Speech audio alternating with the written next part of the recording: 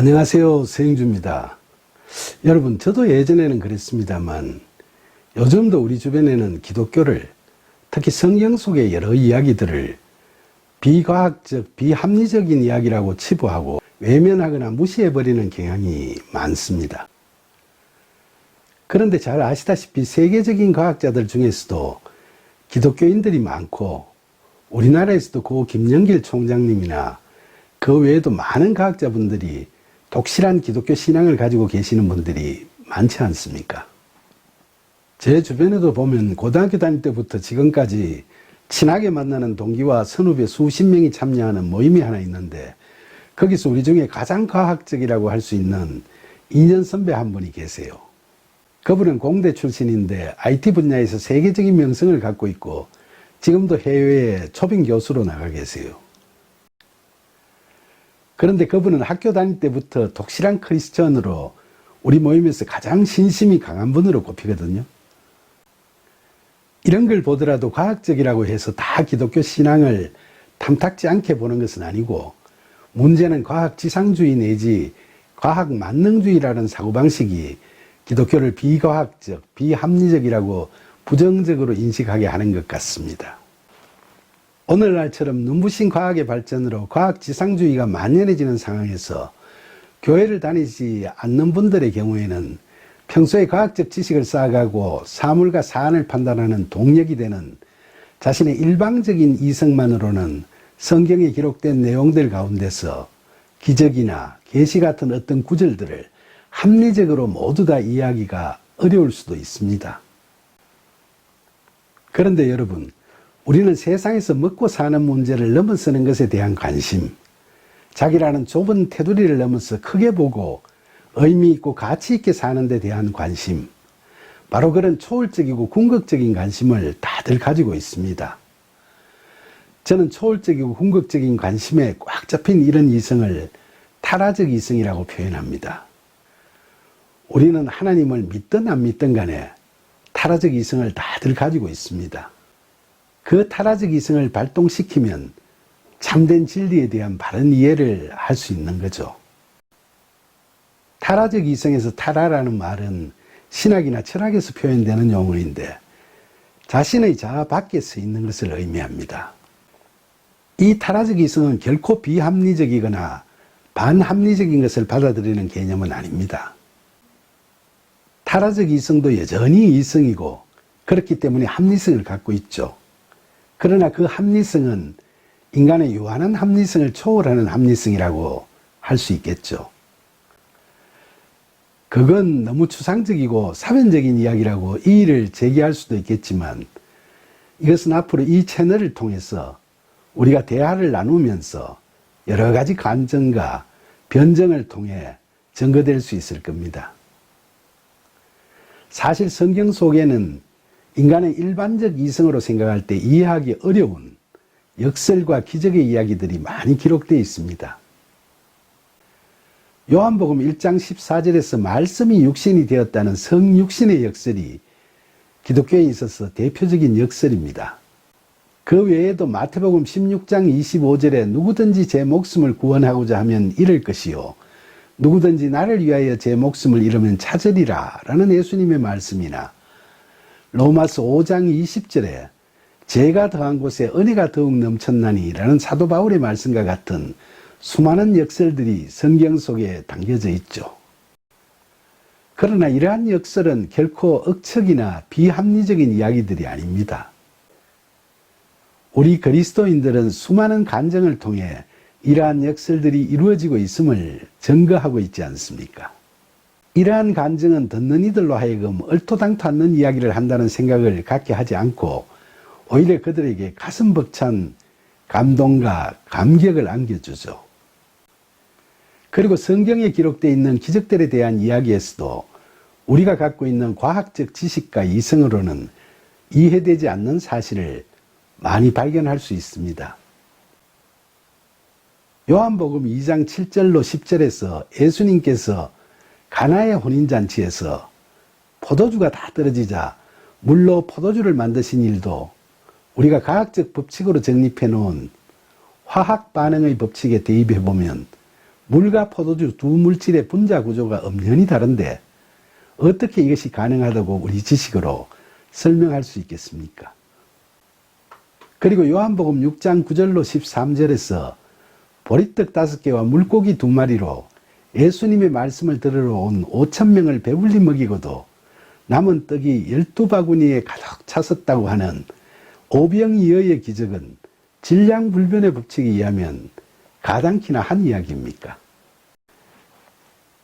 하나님의 아들이신 예수님께서 하신 이런 기적들은 우리 인간이 축적해 놓은 과학 지식과 인간의 일반적 이성만으로는 도저히 설명을 할 수가 없죠.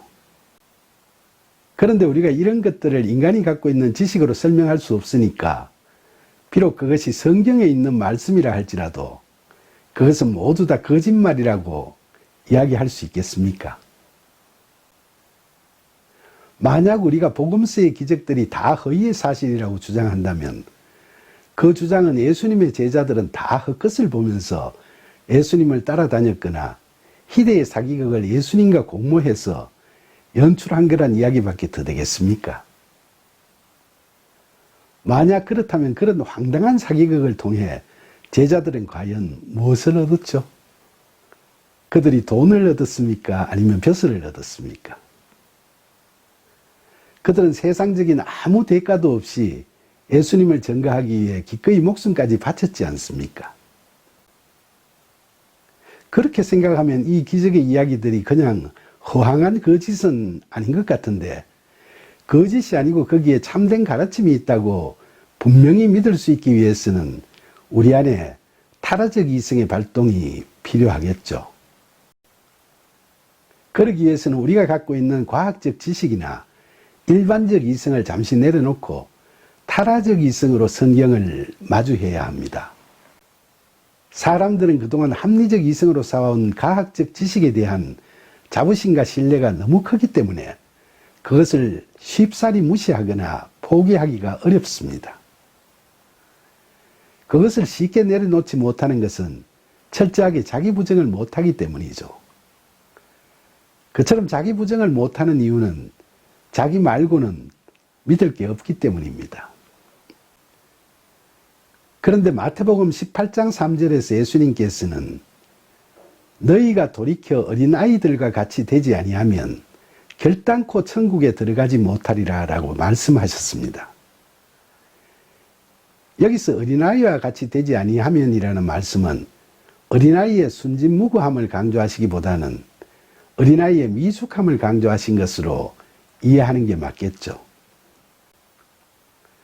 따라서 이 말씀은 젖먹이 어린아이가 제 힘으로 뭘 할 수가 없으니까 부모에게 모든 것을 의존할 수밖에 없는 것과 마찬가지로 우리가 천국에 들어가려면 자기의 가능성을 철저히 부정하고 어린아이가 부모를 온전히 믿듯이 하나님을 전적으로 믿고 의지하라는 뜻으로 해석할 수 있습니다.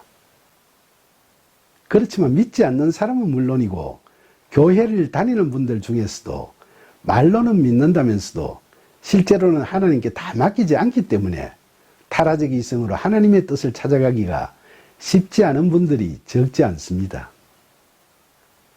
그래서 이런 사람들은 쉽게 내려놓지 못하는 자신의 과학적 지식과 이성으로 성경을 읽게 되니까 의심과 불평이 사라지지 않고 찾아오신 하나님을 만나지도 못하게 되는 겁니다.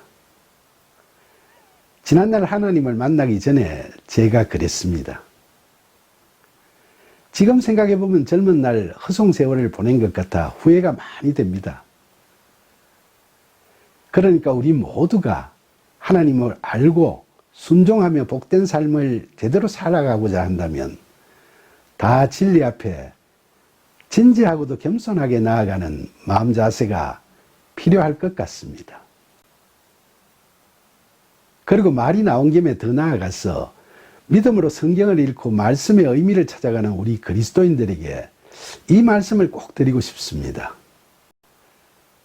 다름 아니라 우리가 지금까지 알게 된 성경적 지식이나 믿음이 항상 옳고 완벽하다고 생각하고 믿지 않는 사람들에게 뿐만 아니라 믿는 우리들 간에서도 상대를 무시하거나 비난하는 운은 절대로 범하지 말자는 겁니다.